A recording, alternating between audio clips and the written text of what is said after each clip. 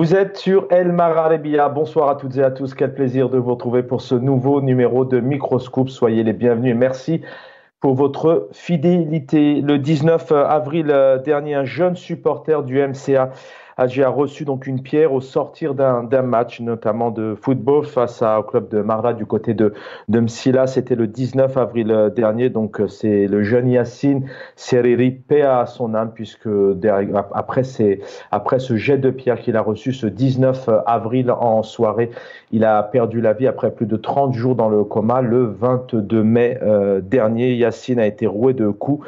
Au vu de son état physique apparemment et des blessures générées, voilà ce qu'ont donc révélé bien évidemment les enquêtes. Hospitalisé depuis ce 19 avril, il a passé plusieurs jours dans un état comateux. Yassine était âgé donc d'une vingtaine d'années, la fleur de l'âge. Malgré plusieurs interventions chirurgicales, il a donc rendu l'âme. On a une pensée pour sa famille, paix à son âme bien évidemment, pour tout son entourage et puis ses amis et puis le club aussi qui a été endeuillé. Son tragique venu endeuiller d'abord sa famille, donc qui perd un fils, mais aussi le club, celui de Mouloudia, qui voit sa belle fin de saison virer au deuil malgré donc une victoire sur ce championnat. Dans une déclaration, le président du MCA, donc Hadj Rejim, a dit regretter cette dramatique fin pour un jeune qui découvre à peine la vie, puis a fait savoir que ce jour est triste pour le club, pour le Mouloudia. Le titre remporté haut la main par les joueurs et grâce à l'aide et le soutien des supporters comme Yassine bien évidemment, n'a plus de saveur. Aujourd'hui, c'est malheureux, donc vous l'avez compris, une tragédie qui relance le débat sur le fléau de la violence dans les stades. C'est la thématique ce soir. Il y a quelques semaines, des incidents ont émaillé aussi les matchs du MCA en Coupe d'Algérie à Blida face au CR Zaouia et du CRB à Constantine par exemple. Et puis hier, dernière en date, on va en voir quelques images dans quelques instants puisque de graves incidents ont émaillé le match du CSC, donc du CS Constantine face à l'USMA Alger, donc au club d'Alger algérois au stade Hamlaoui de Constantine. On en verra dans quelques instants de graves incendies et incidents aussi à la fin du match. Le terrain était totalement envahi. Comment faire pour que les stades donc soient des lieux de loisirs et de détente comme ils devraient être? Voici la question qu'on se pose ce soir et non des arènes où on est prêt à tout, notamment pour faire valoir peut-être sa passion pour son équipe, mais pas que. Qu'est-ce qu'il y a derrière cette violence? Les autorités algériennes, le pouvoir algérien, le régime algérien est-il sensible à cette cause?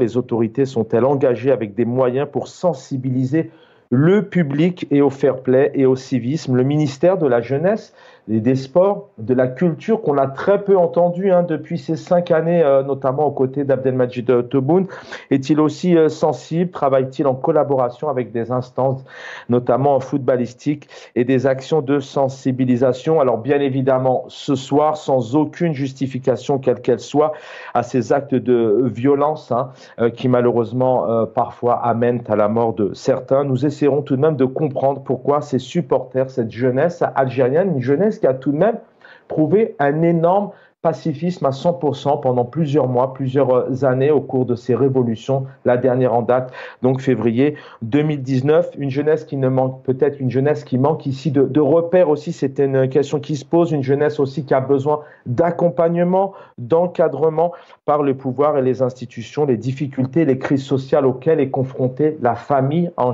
général, les parents qui parfois ont du mal à subvenir donc aux besoins primaires comme l'eau. On en parlait encore il y a quelques heures ici. Tiaret voit actuellement arriver certains citernes pour que les personnes puissent se remplir des bidons d'eau. Donc, est-ce que cette crise sociale, ces difficultés au quotidien, quelque part aussi, encore une fois, sans justifier, bien évidemment, donc amène pas donc cette jeunesse malheureusement à arriver à de telles dérives et à se faire entendre autrement? On sait que les stades, notamment en Algérie, ce sont ces lieux uniques d'expression. On y reviendra tout à l'heure. Et puis, certaines associations ont été fermées par le pouvoir dernière en date sur ces dernières années, notamment Rage, qui faisait un travail culturel, un travail cultuel, un travail politique, un travail auprès des addictions, auprès de la jeunesse, notamment a été fermée, l'association Bab El Oued aussi, la Ligue algérienne des droits de l'homme aussi, hein, qui travaillait dans ce sens. Est-ce qu'aussi le pouvoir n'a-t-il pas un rôle à jouer dans ce sens? Allez, sans plus tarder, mes invités, le plaisir de l'accueillir. Analyste politique, il est spécialiste des questions internationales, mais il est près aussi de la jeunesse, notamment des citoyens. Il est fondateur du mouvement des droits civiques. Gamal Abina, bonsoir. Bonsoir et merci pour l'invitation. C'est moi qui vous remercie, Gamal Abina, bienvenue. Candidat à la présidentielle de 2024, du 7 septembre prochain en Algérie. Omar Aït Mortal, bonsoir, vous êtes à Paris actuellement. Salam alaikum, merci pour l'invitation. Comme salam, bienvenue Omar Aït Mortal. Et puis bien évidemment le plaisir aussi de l'avoir, militant politique sur ses réseaux sociaux, militant de la Renaissance algérienne, c'est sur votre page Facebook si je ne me trompe pas. Bienvenue Tariq Brahik, bonsoir. Bonsoir à vous, bonsoir à toutes et à tous. Oui, militant de la Renaissance algérienne. J'espère qu'il y aura une véritable renaissance algérienne. Merci infiniment. Alors, pour commencer, je vais saluer nos équipes en régie. Nous allons visionner ces images, notamment c'était hier, donc entre ces deux équipes du côté notamment de Constantine face au club algérois.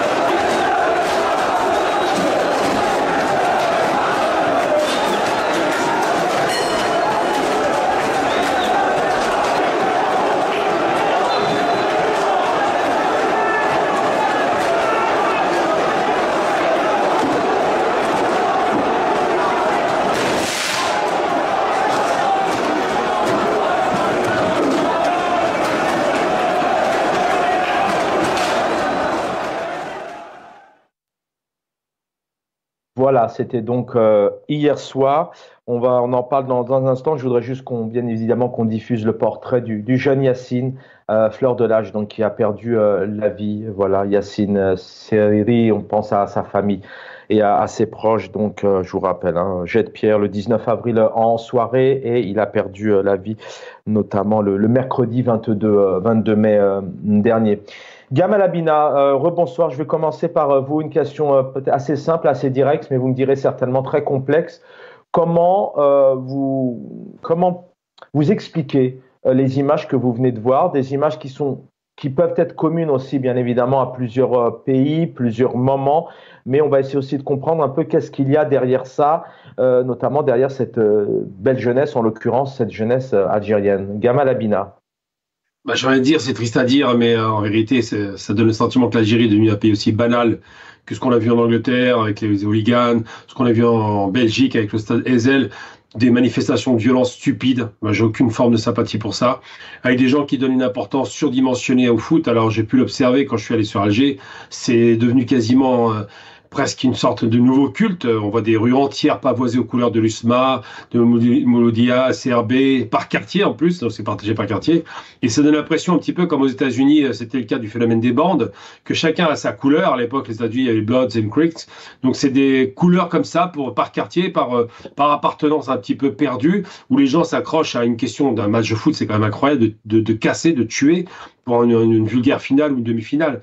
Donc c'est vrai que le sentiment que j'ai, c'est un sentiment un peu de d'écœurement, qui donne le sentiment que finalement on va trouver des skins aussi en Algérie, comme on en trouve partout, et le phénomène massif du foot qui est devenu pratiquement les jeux du stade, les jeux du cirque, où on finit par trouver des morts dans un événement qui devrait être festif, hein, qui n'est même plus familial d'ailleurs. Il n'y a pas de femmes, hein, il n'y a que des hommes maintenant sur les terrains de foot et dans les tribunes. Donc j'allais dire simplement que c'est une forme d'écœurement. J'aime pas du tout ces images-là. Je suis pas un fan de foot, hein. Bon, la seule équipe que je suis en général en Coupe du Monde, c'est l'Algérie et les équipes nord-africaines. Mais là, c'est vrai que quand je vois ça, vraiment, j'ai un écœurement. D'abord parce que c'est une destruction massive. Ensuite, parce qu'il y a des risques de mort. Parce que ça donne une image délétère de la jeunesse. C'est pas toute la jeunesse, hein. C'est une jeunesse spécifique, complètement dogmatique et embrigadée par l'obsession du foot. Mais malheureusement, ça contredit un petit peu ce qu'on a vu pendant le Hirak, où c'était une jeunesse très éduquée. Là, on a l'impression de voir des sauvages. Donc c'est un peu dommage. Et j'allais dire simplement que c'est quelque chose qui, pour moi, me choque et ne me plaît pas du tout. J'ai aucune forme de justification à ça, ou même d'explication rationnelle. C'est vraiment très basique en réalité. Très, très bien. Mais au-delà peut-être effectivement de ces mots, hein, qu'il faut entendre et exprimer, si on prend un peu de la hauteur, est-ce qu'on pourrait apporter quelques éléments, alors pas de justifier encore une fois, hein, on est d'accord, le but n'est pas là, mais on sait très bien que selon les sociétés, selon les difficultés, est-ce que vous pourriez peut-être nous donner quelques éléments pour expliquer, qui n'est pas justifié, mais expliquer un peu le fait qu'une jeunesse, à un moment donné, peut-être en arrive à l'intérieur de cet endroit. Parce qu'on va se poser cette question dans un instant, notamment avec Tarek Braï qui est avec nous et Omar Ait Mortal. Les stades de foot sont aussi ces lieux, parfois ces lieux uniques. Je mets des parenthèses, ce n'est pas les seuls, mais parfois uniques en Algérie pour s'exprimer. Est-ce que vous avez des éléments de réponse là-dessus? J'allais dire que quand on pense au Hirak, par exemple, où il y a beaucoup de chants populaires qui étaient utilisés sur les terrains de foot, il y avait une expression politique, mais elle était intelligente et intelligible. Là, j'ai l'impression, alors je ne vais pas donner de certitude, le sentiment que j'ai, c'est à la fois une obsession presque identitaire à certains matchs, et en même temps peut-être une expression d'une oisiveté d'une jeunesse qui ne sait pas ce qu'elle veut faire, qui a des œuvrés. Ça peut être l'expression simplement basique de phénomènes qu'on va appeler d'hooliganisme, qui existe aussi. C'est une expression peut-être de perte de repères. Tout est possible. Je ne peux pas l'expliquer parce que les profils de ces gens ne sont peut-être pas forcément ceux qui étaient effectivement pendant le Hirak et qui récupéraient ces chants qui étaient des chants clairement politiques. Là, on n'est pas sur du politique, on est sur du basique, sur de la vengeance peut-être, c'est possible, hein, parce qu'il y a un jeune quand même qui est décédé malheureusement à la suite de violences. Donc je ne pourrais pas expliquer ça avec détail. J'ai du mal à voir le profil parce qu'effectivement, vous avez deux profils. Il y a ceux qui faisaient les chants à l'époque pour le Hirak, qui étaient les chants de match de foot qu'on entendait, et qui ont été porteurs et qui ont mobilisé une jeunesse, mais qui étaient mixtes. Il n'y avait pas des hommes. Il y avait des hommes, des femmes, des jeunes, des vieux. Et là, c'est dans ces tribunes, on voit bien qu'essentiellement, c'est des jeunes de 20, 30 ans, peut-être ou pas désœuvrés, je ne sais pas, mais ce qui est certain, qui ont une logique identitaire forte vis-à-vis simplement d'une équipe de foot, ce qui est quand même très inquiétant. Il y a une sorte de perte de repères, d'abord de fraternité algérienne pour commencer entre nous, et puis en même temps, ils sont capables de se battre d'un quartier à l'autre. Donc vraiment, ça rappelle vraiment le phénomène des États-Unis un petit peu de bande. C'est un peu un phénomène de bande qui n'a rien à voir avec un caractère politique, je pense. Maintenant, il faut leur parler, il faut savoir pourquoi, qu'est-ce qui les motive, quels sont le profil de ces personnes, socio-politiques, socio-économiques peut-être. Peut-être que c'est simplement des chômeurs, j'en ai aucune idée, mais ce qui est certain, c'est que le phénomène est très inquiétant.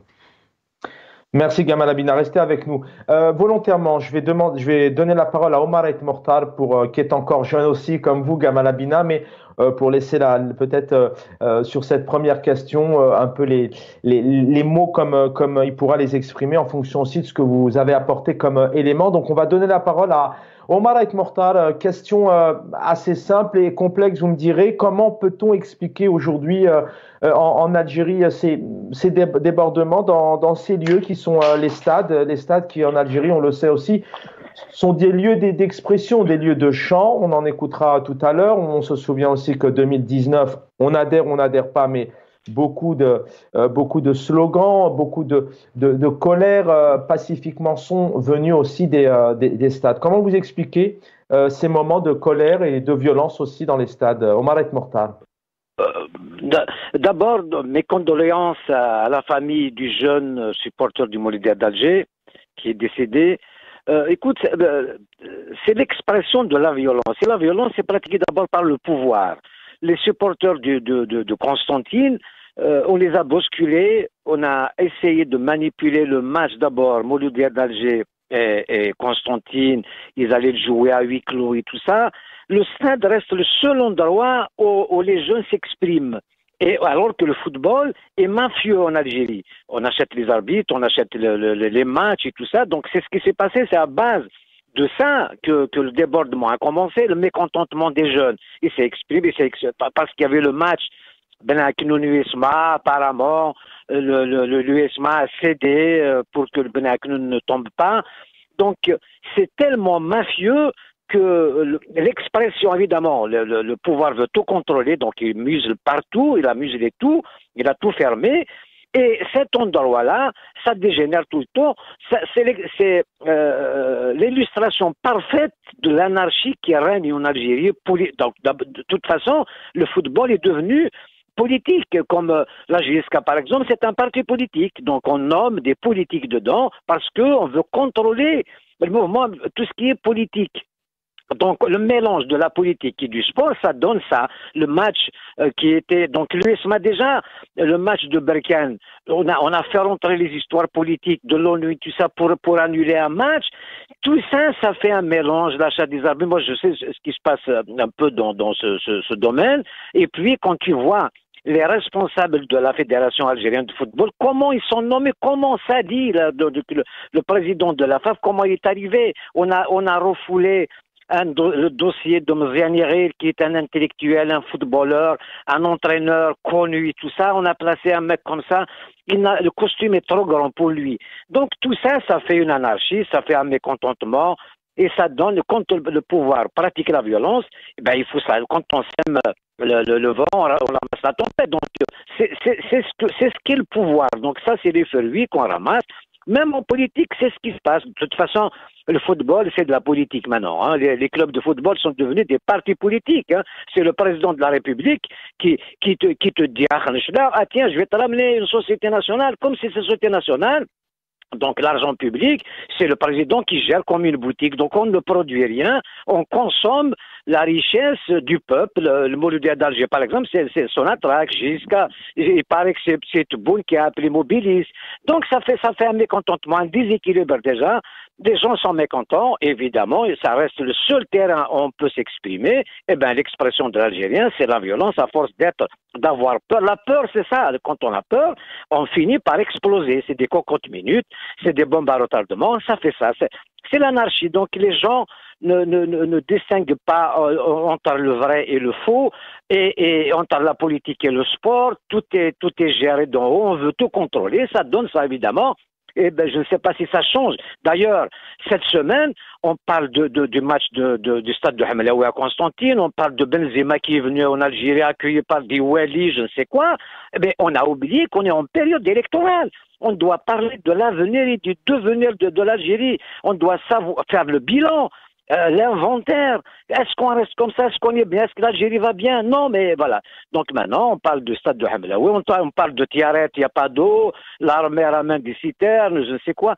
C'est l'anarchie et c'est l'incompétence qui s'exprime malheureusement pour ce beau pays. Ben, au lieu de faire justement de commencer une campagne électorale à s'interroger, est-ce qu'on est bien, est-ce que on a fait du travail, on a avancé, qu'est-ce qu'on fait pour l'avenir?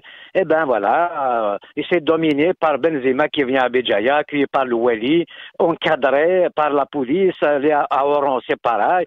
Et puis, franchement, Benzema qui vient en Algérie, évidemment, il est algérien, franco-algérien, mais il est algérien, de parents algériens, il a le droit de venir, mais je ne vois pas pourquoi l'accueillir par des Wali. Je pense que vous ne m'entendez pas. Alors pardonnez-moi, on va juste baisser votre micro pour que je puisse... voilà. Pour le sport, le président de la République s'est engagé en allant à Khenchela, vous l'évoquiez à l'instant, à soutenir l'équipe de l'USM Khenchela en facilitant la conclusion d'un contrat de sponsoring. Il lui a souhaité, donc le président algérien a souhaité plein de succès pour la prochaine saison. Donc voilà ces annonces pour le club de Khenchela. On va donner la parole dans un instant aussi à la jeunesse, à Tarek Breik, mais c'est quelques images image. C'était en 2019, Deschamps. La Casa del Moradia, ça partait notamment des stades de foot.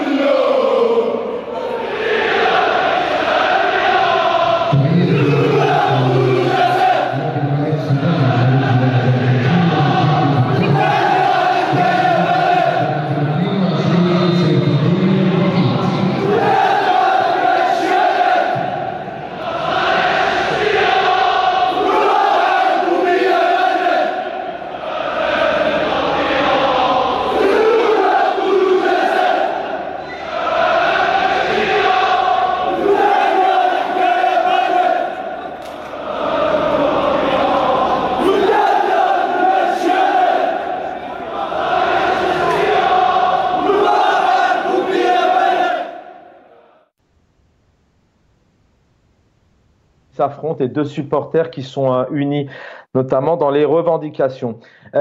Pour un changement de système, c'est une chanson qu'on a entendue énormément, notamment en quatre coins du pays et beaucoup à l'étranger. Tariq Braik, vous avez entendu notamment voilà, nos deux invités, Gamal Abina, avec un certain point de vue, Omar Ait Morta, donc qui remet tout de même en cause. Hein. Aujourd'hui, on se pose cette question aussi, les pouvoirs publics, hein, que ce soit à Paris, à Alger ou Montréal, la question se pose aussi du rôle des pouvoirs publics, hein, des institutions, du travail qui est fait. Et est-ce que le pouvoir est sensible aussi à cette question? Mais d'un point de vue général, quand vous voyez ces images, comment vous réagissez? En fait, quand on ferme les espaces d'expression pour la jeunesse, quand on les isole de la participation et de l'action politique, notamment sociale et culturelle, et on ne peut qu'attendre à ce genre d'image, on ne peut qu'attendre à l'existence de violence sur tous ces genres. Donc, aujourd'hui, et depuis plusieurs années, la justice algérienne, notamment le peuple algérien, il n'a aucun seul lieu d'expression, c'est le stade. Nous l'avons vu avant 2019, où s'exprimer sur poser son ras-le-bol de la situation économique, de la situation politique dans les stades, aussi aux années 70, aux années 80, 90. Donc, à chaque fois, c'était des stades qui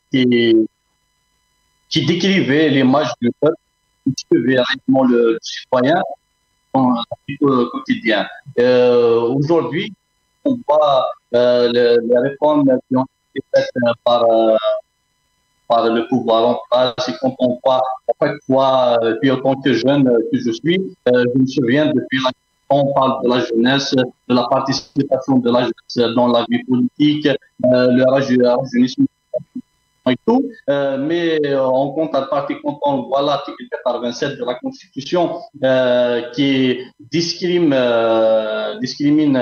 le jeune et qui l'isole et l'exclut de fait de la participation en politique, puisqu'un jeune n'a pas le droit de se candidater aux élections présidentielles. Il faut qu'il ait 40 ans et plus, et il faut qu'il soit marié. Tout cela est une discrimination pour la jeunesse. Cela est une exclusion pour la jeunesse de l'action politique.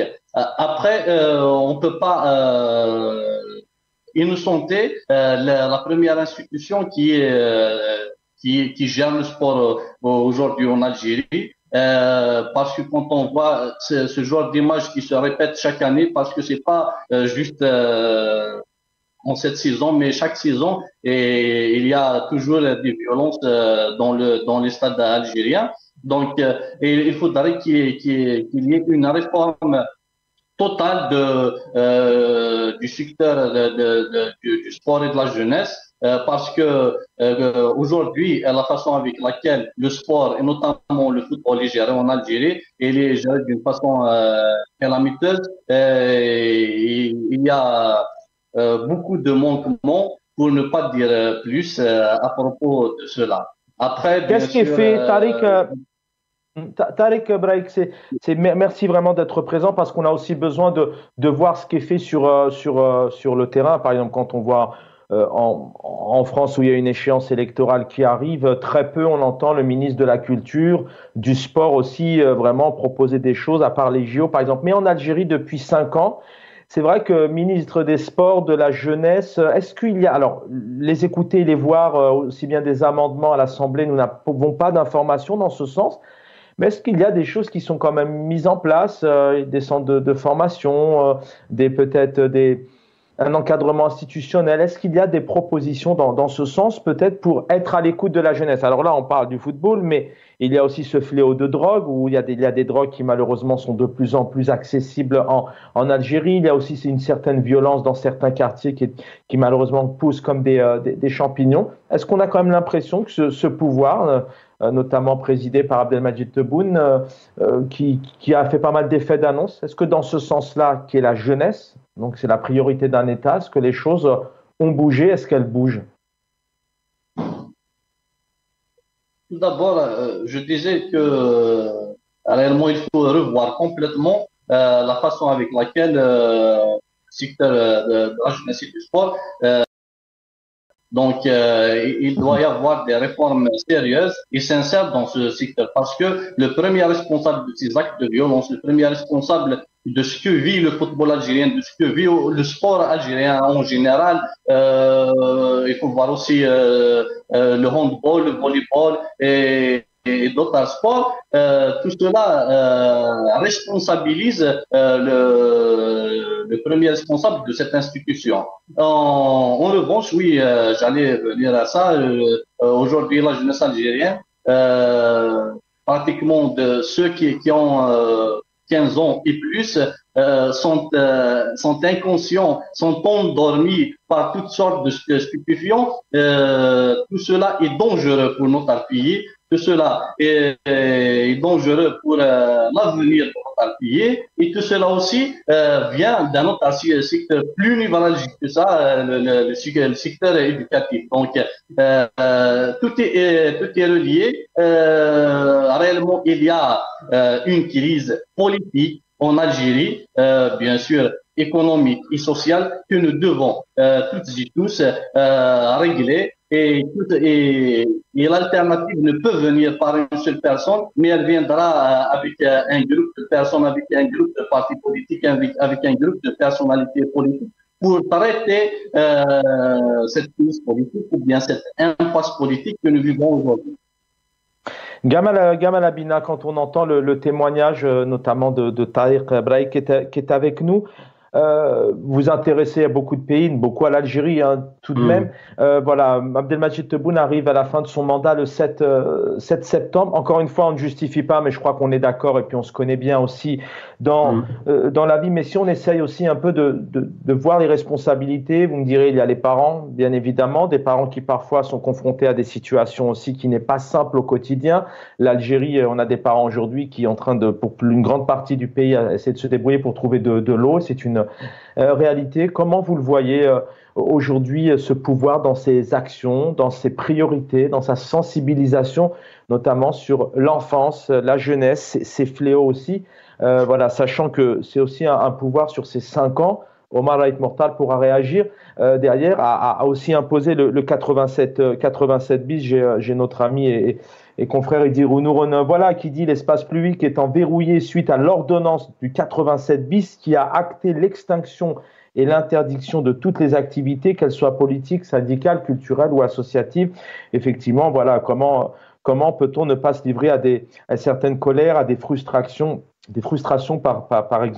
pardon, il est à craindre que la généralisation de la violence, car tous les canaux d'expression, de dialogue sont fermés. La responsabilité et le rôle du pouvoir algérien dans cette situation. Il y a plusieurs strates de responsabilité. D'abord, effectivement, vous avez dit, il y a la responsabilité de celui qui va casser dans un stade. Ce stade a coûté cher à faire et la réfection a coûté beaucoup d'argent. C'est cassé parce que les gens ont le sentiment que finalement, c'est qu'un instrument d'expression de violence qui n'est pas forcément le meilleur. Ensuite, c'est vrai qu'on peut se poser la question de savoir pourquoi les manifestants n'ont pas cassé en 2019 et qu'aujourd'hui on a des supporters, je pense que c'est de simples supporters, qui ont une expression violente. Bah, ça ressemble un peu à ce qu'on voit dans le reste du monde. Alors, les différentes strates, c'est quoi? D'abord, la responsabilité personnelle, c'est quand même pas les enfants qui sont dans les stades, ils ont plus de 20 ans, entre 20 et 30 ans, donc quand ils agissent violemment en groupe, bah, il y a un effet de groupe qui donne une responsabilité de groupe. Ensuite, il y a effectivement l'oisiveté, peut-être l'éducation parentale, on en parle souvent, même en France, c'est pas forcément l'explication aussi évidente. Ensuite, il y a effectivement peut-être une pression sociale, peut-être simplement un sentiment d'abandon. Et c'est vrai que si l'Algérie veut gagner la première victoire qu'elle doit avoir, c'est gagner le cœur de la population et le cœur des jeunes, les faire travailler, leur donner du loisir, parce que le loisir, c'est en construction, mais il y a encore beaucoup de travail. Je veux dire que ce soit les sorties au cinéma, des sorties en famille ou alors avec la jeunesse, l'expression par le sport, parce que le sport est une façon de pouvoir, sur un jeune qui a beaucoup d'énergie, libérer son énergie. Je pense qu'il y a beaucoup de travail aussi à faire là-dessus. Et puis simplement encadrer effectivement ces grandes manifestations sportives, parce que, et je le rappelle, j'ai découvert en y allant, hein, franchement, ce phénomène-là n'existait pas dans les années 80. C'est cette espèce de fanatisme footballistique qui fait que par quartier, c'est pavoisé aux couleurs de l'équipe. Donc c'est vous dire un peu qu'il y a un ancrage total sur l'équipe et que lorsqu'on touche à son équipe, je pense qu'il y a une identification très forte qui est faite par quartier et qui fait qu'effectivement on a un phénomène qui rappelle, comme je le disais par certains abords, le phénomène des bandes aux États-Unis qui fonctionnait par couleur. Bien là, vous avez l'USMAD à côté, le CRB, la JSK, enfin toutes ces équipes comme ça qui sont emblématiques, qui sont là depuis très longtemps en plus. Eh bien, ça peut donner des réflexes effectivement de corps, de groupe, et peut-être lorsqu'il y a un problème, une expression violente. Alors on sait qu'il y a malheureusement un jeune qui a perdu la vie, et paix à son âme, et malheureusement c'est un jeune de trop, et c'est une expression violente de trop. Je pense qu'il faut trouver un moyen. Comment? Cette expression culturelle dont vous parlez, Gamal Abina, elle doit être aussi peut-être mise en place, encadrée, organisée avec un certain nombre de moyens, qu'elle soit aussi peut-être mise en place dès le plus jeune âge et afin vraiment, effectivement, quand on met en place un certain nombre de moyens pour créer des associations, donc une certaine liberté d'expression. Je pense que vous n'allez pas me contredire. Aujourd'hui, l'Algérie, le pouvoir est énormément critiqué. On dénonce énormément des ONG, des penseurs, des chercheurs, des observateurs. Il n'y a pas que les Algériens qui parlent de ce 87 bis, de ces associations qui ont été fermées, comme la Ligue algérienne des droits de l'homme, par exemple, entre autres. Est-ce qu'il n'y a pas aussi une responsabilité dans ce sens où le pouvoir algérien, à un moment donné, se dit oui, on ouvre les yeux, on ouvre le champ d'expression et on donne un peu plus d'action aux jeunes afin qu'ils puissent s'exprimer, donc se créer des valeurs. Vous le savez, c'est comme ça aussi qu'on se crée des valeurs. Les valeurs communes, d'abord, ils sont algériens. Il faut quand même qu'ils pensent que c'est pas une équipe de foot qui fait la différence entre les uns et les autres. Mais ce qui m'a marqué le plus, moi, c'est que j'ai vu qu'en Algérie, il n'y a pas de tag sur les murs. C'est-à-dire que personne ne va mettre son nom sur le mur. Ils vont mettre le nom de leur équipe. Et c'est autorisé. Ça, c'est très étonnant. On a presque l'impression que c'est encadré, tellement c'est incroyable. Et ce phénomène de tag pour les équipes n'existe nulle part dans le monde. C'est le seul pays qui fait ça. Parce qu'en général, on sort les drapeaux, on a les t-shirts, mais on n'a pas les tags entiers sur les murs avec les couleurs de l'équipe. Donc je pense que ce qui doit être fait en Algérie, à mon sens, c'est encadrer cette jeunesse, 70% de la population tout de même qui a moins de 30 ans, et leur donner des activités qui leur permettent de les valoriser, qui les permettent de pouvoir s'exprimer, qui les permettent de pouvoir être créatifs. Parce que si l'expression se fait uniquement par les stades, donc un peu les jeux du cirque, une expression de violence, on ne va pas aller bien loin. Et en même temps, on a vu pendant le Hira qu'il y avait une grande créativité. Donc je pense que le cadre qui doit être mis en place par les institutions, c'est des cadres associatifs remis en place, relancer l'activité associative, qu'elle soit dans tous les domaines d'ailleurs, qu'elle soit artistique, sportive ou même culturelle, et faire en sorte effectivement que cette jeunesse libère son énergie. Parce que je pense qu'il y a une véritable volonté d'expression, alors pas dans les stades, je pense que c'est pas tout à fait le cas, mais bon, une volonté d'expression qui peut être frustrée, c'est possible aussi. Donc c'est des pistes qu'on doit réfléchir, qui doivent être suivies, pour lesquelles l'État doit répondre. Mais parfois, c'est aussi un pouvoir qui a du mal peut-être à libérer, qui ferme de plus en plus. Aujourd'hui, on voit même qu'il y a une opposition, vous me le disiez, je crois, c'était vous il y a quelques jours sur ce plateau, un manque d'opposition en Algérie. Omar Ait Mortal, cette question, elle est bien évidemment fondamentale dans un État lorsqu'on arrive au pouvoir et qu'on a un projet politique éducatif précis. Est-ce que un projet de société en prenant en compte vraiment les difficultés, il y a cette crise sociale, il y a des problèmes, vous le disiez tout à l'heure, vous en avez évoqué quelques exemples avant que je passe à d'autres invités. il y a tout de même une réelle responsabilité aujourd'hui des institutions qui doivent donner envie à la création d'associations, à la création de d'activités, de mouvements, de se réunir, d'échanger, de rester dans cette union familiale de respect, de valeurs. C'est aussi une des responsabilités du projet de société du pouvoir politique. Est-ce qu'aujourd'hui, Abdelmajid Tebboune met en place justement des choses dans ce sens? Quand j'entends, Chaban, ton invité, on dirait que nous sommes dans un pays normal. Et quand vous me parlez de Majid Tebboune va mettre ou va faire, ça fait 5 ans qu'elle est là. Nous sommes dans une campagne électorale. C'est la période où il faut évoquer tout ça. Donc, est-ce que nous sommes en train de débattre? Est-ce que nous sommes en train de comparer les programmes politiques, éducatifs, économiques et tout ça? Non, nous sommes en train de parler justement des futilités des choses, du football, de Benzema, de je ne sais quoi, l'article 87 bis. L'article 87 bis ou la Constitution n'émane pas du peuple, elle a été faite par Tebboune, elle n'a pas été votée, elle n'a pas été discutée, elle est débattue. Donc, ce n'est pas une constitution, ce n'est pas une loi de vivre ensemble, on ne l'a pas accepté, le peuple ne l'a pas voté. Donc, est-ce qu'aujourd'hui, on peut en débattre? C'est la question, nous sommes en campagne électorale. Donc, il y a détournement d'opinion, on détourne les regards, on parle des choses, de l'eau à tiara et tout, je ne sais quoi, et pendant ce temps-là, on n'a pas le temps de débattre. Justement, sur la situation catastrophique du pays. Nous sommes un pays rentier, heureusement, qui a les crises en Ukraine et puis en Iran et tout ça, on vend du pétrole et du gaz. C'est les seules rentes qu'on a. On ne pense pas à l'avenir de l'Algérie. Nous sommes en train de dépenser l'argent qu'on a. Donc nous sommes des rentiers. Donc le football, il faut permettre aux jeunes de s'exprimer, d'organiser des associations.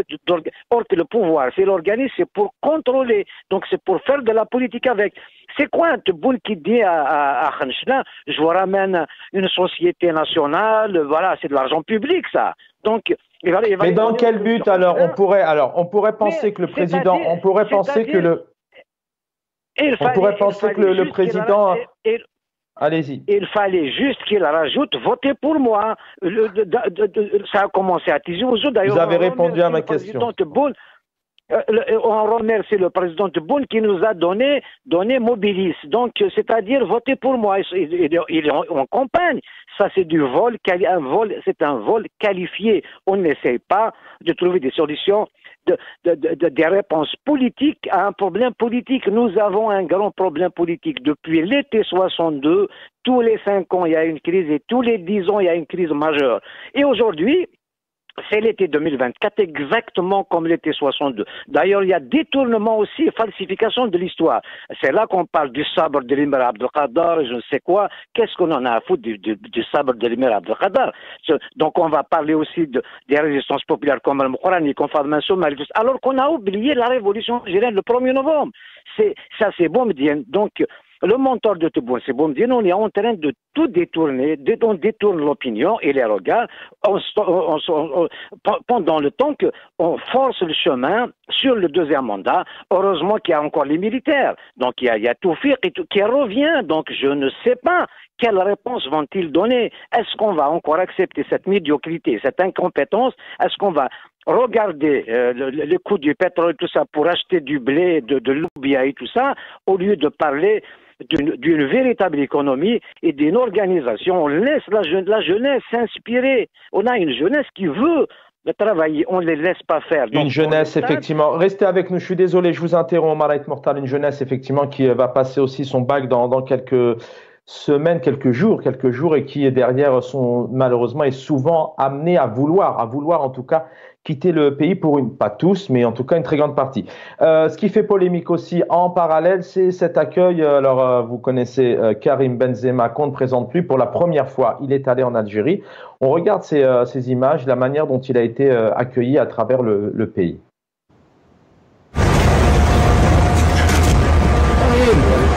Ça va, merci. Ça va. Bienvenue en Algérie, la bienvenue à Oran. Particulièrement à la wilaya d'Oran.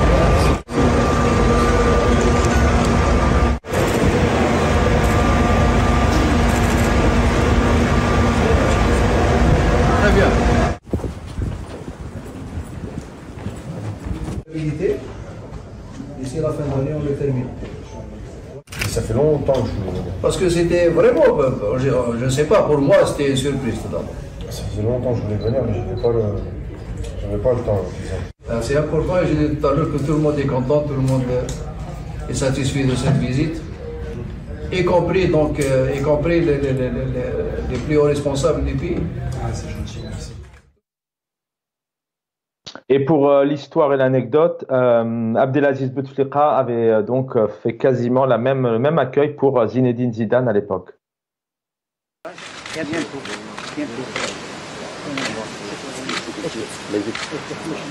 N'hésitez surtout pas s'il y a besoin de quoi que ce soit. Là, moi, je suis très accessible. Au revoir. N'hésitez surtout pas s'il y a besoin de quoi que ce soit. Là, moi, je suis très. Gamal Abina, je profite de votre présence. Les droits civiques, c'est un de vos chemins de bataille tout de même, c'est important. Donc la jeunesse, notamment voter. On évoque avec nos invités, vous avez tous vos avis, mais dernièrement, on a quand même un président qui, dernièrement, a 4 millions de votants. Seulement 4-5 millions, il y a 25 millions d'électeurs qui se dit clairement, bon moi, ceux qui ne vont pas voter, en fait, ça m'est complètement égal. Est-ce qu'il n'y a tout de même pas une prise de conscience aujourd'hui de ce pouvoir en place? Il y a des bonnes choses certainement, mais en tout cas dans ce sens-là, on a l'impression que rien n'est fait aussi dans ce sens pour faire bouger les codes, donner envie, apaiser, mettre de bonnes conditions au quotidien. Entendre qu'il y a des bonnes choses certainement, parce qu'il y a effectivement pas que les mauvaises choses, il faut quand même pas caricaturer. Et quand on dit par exemple que j'ai entendu tout à l'heure votre intervenant qui se présente à la présidentielle, que le sabre de l'Émirat Abdelkader c'est pas important, je suis pas d'accord avec ça. Tout est important. On ne met pas de côté la mémoire au profit de l'économie. Il y a quand même des limites à la plaisanterie. On ne dit pas que l'Algérie est un pays seulement rentier. Il y a des travailleurs qui bossent en Algérie. Il y a d'autres richesses en train d'être exploitées. Ça c'est pour remettre un peu sur des réalités. Si on tombe dans la caricature pour dire que l'Algérie c'est 90, c'est pas vrai.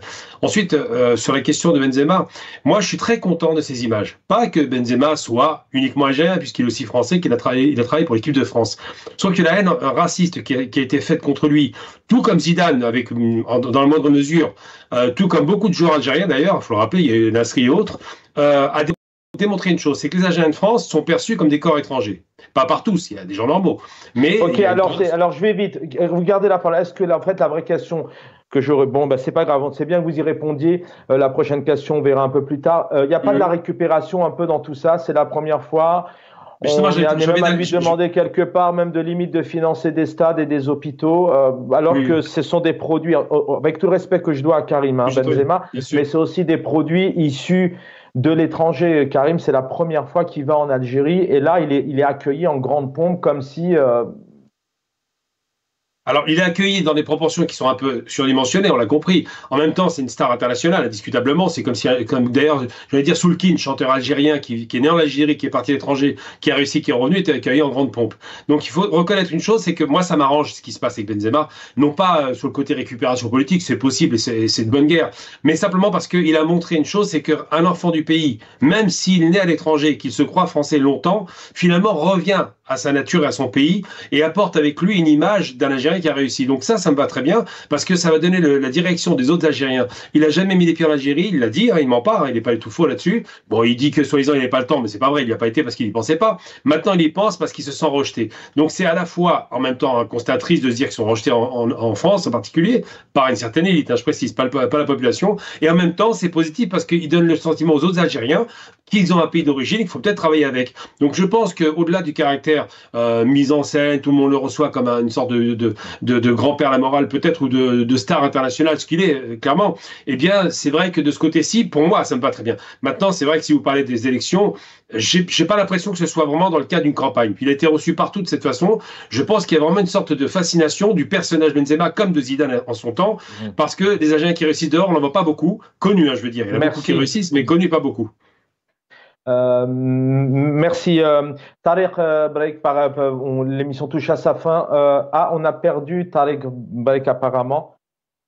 Omar Ait Mortal, une réaction, on en parlait tout à l'heure au téléphone, une réaction sur Karim Benzema qui est accueilli, qui soit accueilli bien évidemment dans ces conditions, why not, mais y a-t-il pas de la récupération, de la frustration? On rappelle vraiment qu'aujourd'hui en Algérie, il est quasiment impossible, on le souhaite, mais d'avoir demain un Algérien Ballon d'Or par exemple, et il y a de vrais talents qui quittent l'Algérie, il y a de très bons joueurs, mais qui malheureusement ne peuvent pas rester en Algérie s'ils veulent vraiment réussir. Karim Benzema est une star internationale, il est algérien, comme il est français, il a opté pour l'équipe de France, tant mieux pour lui d'ailleurs, mais s'il est venu en Algérie en cette période électorale, il y a de la récupération bien évidemment. Contrairement à Zidane, c'est Bouteflika qui l'a invité, il est venu dans l'avion présidentiel algérien, donc en Algérie. Là, c'est Benzema qui vient avec son propre avion, il a tiré à Béjaïa pour voir donc ses oncles, à Oran aussi, ses oncles du côté de sa mère.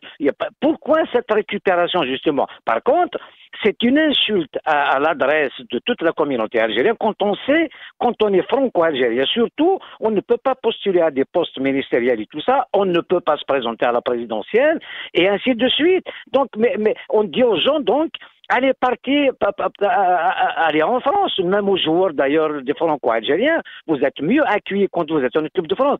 Vous savez, ils veulent récupérer donc cette histoire de Benzema, mais c'est malsain. Voilà ce qu'on comprend. On n'est pas bête. Le peuple algérien n'est pas bête. Quand on sait qu'un Algérien, un franco-algérien ne peut pas postuler, même combien on a de l'mkhakh donc en France, si tu es franco-algérien, tu ne peux pas être ministre. Donc, c'est-à-dire, on barre la route aux compétences. Mais Benzema, donc c'est à double tranchant. D'un côté, c'est bien. C'est à double tranchant. C'est comme si j'ai vu un commentaire hier. Quelqu'un qui a mis l'hymne national français, la Marseillaise, en disant vive la France et gloire à nos pauvres martyrs. Voilà, il y a un mélange de tout ça. Donc cette histoire de Benzema. Merci infiniment, Omar Ait Mortal. Merci. Le mot de la fin pour Tariq Braye qui est de retour avec nous sur notamment Karim Benzema, première fois en Algérie. Effectivement, c'est une belle image, mais ça donne envie. Mais comment vous le vivez, vous? Oui, peut-être on peut dire qu'il s'agit de la récupération et tout. Comme le pouvoir il est intelligent et il essaye de récupérer toutes sortes d'événements culturels, politiques, sportifs et tout. Il faut aussi que nous aussi, nous soyons intelligents et d'essayer de récupérer. Donc, cette récupération, elle est des deux côtés. Pourquoi lui, il est intelligent, il essaie de récupérer, et nous, ou bien les partis politiques, la classe politique, il n'essaie pas de récupérer aussi des événements. Donc, c'est pas normal tout ça. Et aussi, ça fait partie de la diversion dont Noam Chomsky a parlé ça veut dire pratiquement dans tous ses livres. Donc, c'est comme ça que les pouvoirs autoritaires et totalitaires assoient leur pouvoir. Donc, je veux revenir sur un truc important dont vous avez parlé au début de l'émission. Donc, vous avez parlé de projets politiques du pouvoir ou bien de l'État. Donc, c'est important. J'aimerais dire que le pouvoir réel doit avoir un véritable projet politique sur lequel il doit fonder son projet sur des valeurs. Comme par exemple, on prend un exemple. On parle de la France, mais pour que les uns et les autres ne comprennent pas autre chose. Par exemple, ils ont cette notion de liberté, égalité, fraternité. Pourquoi nous, en tant que Algériens, pourquoi la classe politique, les partis politiques ne pensent pas à faire en sorte ou bien d'inscrire dans leur projet politique des valeurs telles que dignité, solidarité, fraternité. Merci, voilà, dignité et solidarité. Merci infiniment, Tariq Braye, pour notamment cette proposition symbolique, d'être militant politique de la Renaissance algérienne. Gamal Abina, merci pour votre fidélité. Merci, vous avez fondé le mouvement des droits civiques et spécialiste des questions internationales. Et Omar Ait Mortal, merci d'avoir été avec nous, candidat à la présidentielle 2024. En régie, merci infiniment. Demain soir, vous aurez le plaisir de retrouver Nassar Adjoudi dans quelques instants. Mon ami confrère que je salue, c'est Jamaldine Benchenouf et juste derrière un autre ami confrère, El Umq avec Jamaldine Taleb. Bonne soirée à tous.